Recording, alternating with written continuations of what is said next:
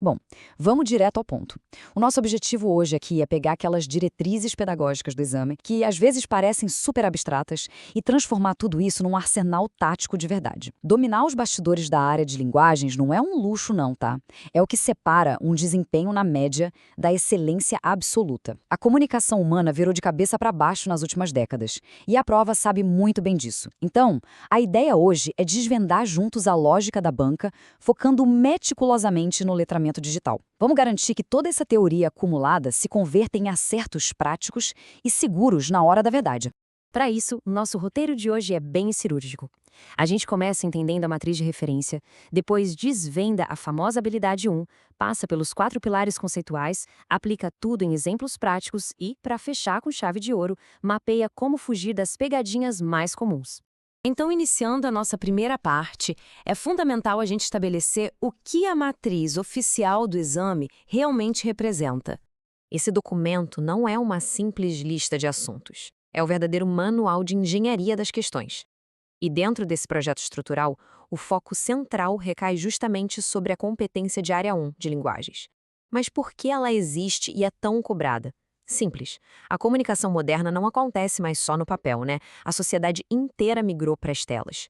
Essa competência exige a capacidade de aplicar as tecnologias da informação no dia a dia, seja resolvendo um problema prático no trabalho ou debatendo numa rede social.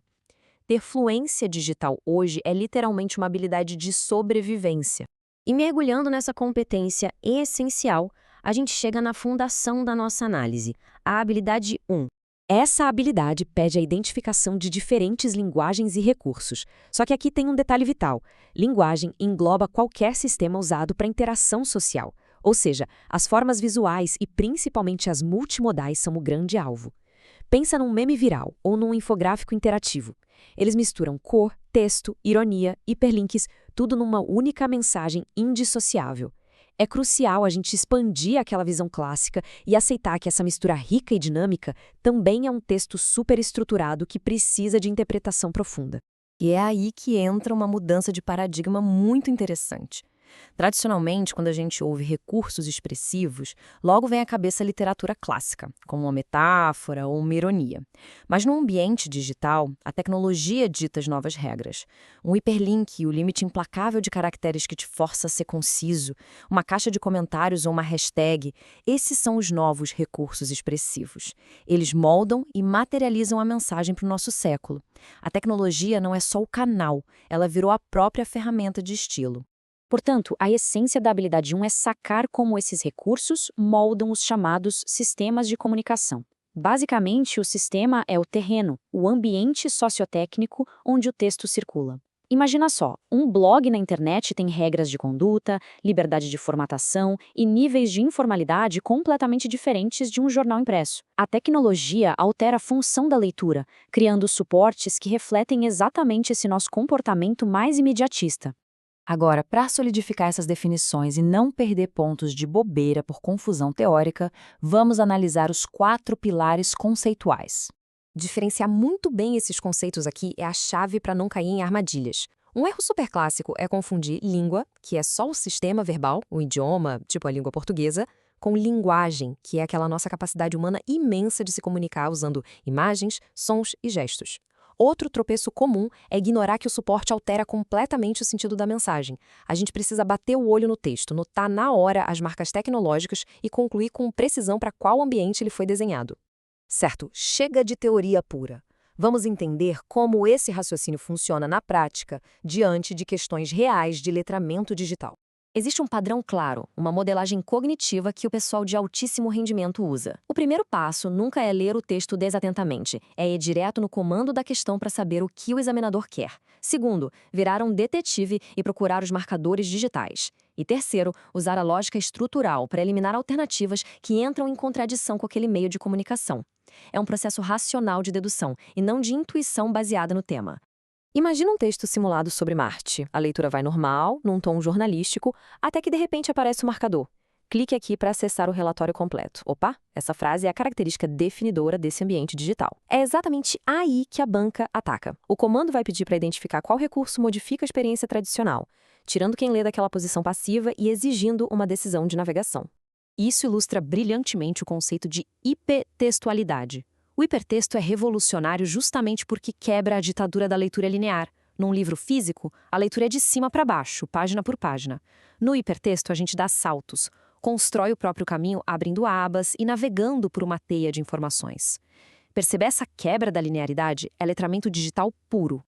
Olha só esse segundo exemplo, uma postagem típica de rede social sobre devastação ambiental, com um apelo super urgente. E lá no finalzinho aparecem as marcações com o símbolo do jogo da velha, encerrando a mensagem de forma codificada. A função dessas hashtags não é substituir o argumento do texto por pura emoção. O argumento já está lá em cima. A função exata delas é ser um indexador metalinguístico. A hashtag categoriza a publicação e joga ela num arquivo global instantâneo. Ela agrupa a mensagem para qualquer pessoa no planeta que esteja acompanhando aquele debate, criando uma comunidade invisível. É tipo um catálogo de biblioteca que se atualiza em tempo real. Avançando para o ambiente corporativo, a gente nota um fenômeno fascinante, a hibridização. É muito curioso observar como a gente mistura a rigidez do jargão de escritório com a velocidade caótica da internet. Se a gente contrasta um memorando tradicional impresso com um aplicativo de mensagens, fica claro que o digital exige respostas curtas, mas, para manter a adequação no trabalho, a gente ainda solta um bom dia, senhor Roberto, misturado com um apps rápido e um anexo. A tecnologia moldou um formato ultra rápido, mas a nossa etiqueta social humana exigiu essa adaptação híbrida. Chegamos então à nossa última sessão estratégica, a fuga das pegadinhas.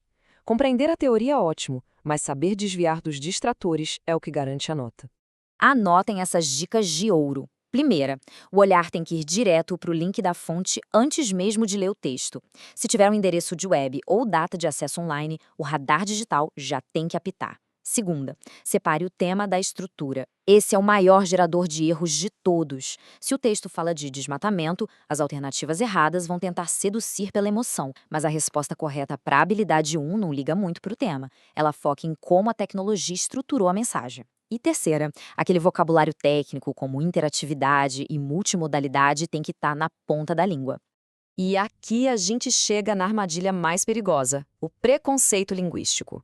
Muitas alternativas, num tom bem moralista, vão tentar convencer que a linguagem da internet destrói o idioma ou é pura preguiça mental. Fuja correndo disso. A matriz oficial entende os recursos digitais como adaptações legítimas e superinteligentes. A linguagem é viva. A regra é clara.